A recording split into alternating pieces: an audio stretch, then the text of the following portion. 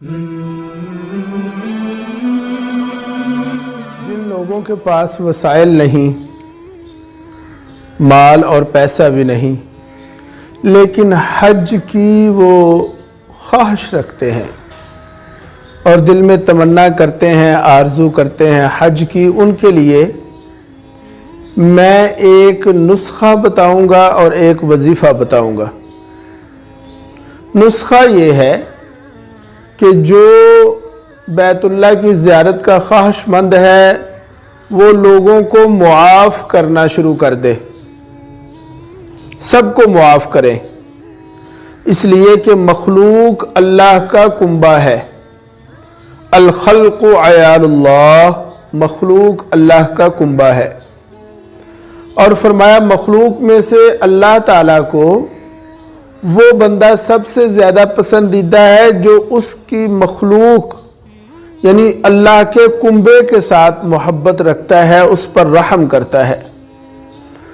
لہذا عزیزو دوستو، وہ بیت اللہ اللہ کا گھر ہے اور یہ مخلوق اللہ کا کنبہ ہے، اور جو مخلوق سے محبت کرے گا اللہ کو وہ محبوب ہے۔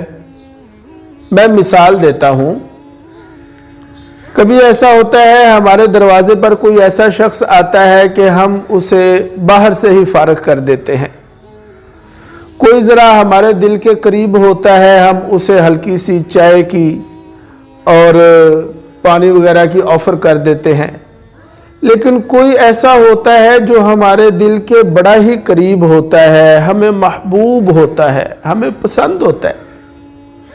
ہم ایسے شخص کو ضد کر کے، منت ترلا کر کے گھر کے اندر لے کر جاتے ہیں کہ نہیں جی، چائے تو پینی پڑے گی، بوتل تو پینی پڑے گی۔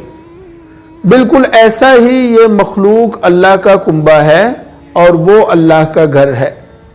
لہٰذا تم اللہ کے کنبہ پر رحم کرنا شروع کر دو، معاف کرنا شروع کر دو، اللہ تعالیٰ تمہیں اپنے گھر کے اندر لے کر آئے گا۔ یہ تو ہو گیا ایک نسخہ۔ اب ایک وظیفہ بھی بتا دیتا ہوں۔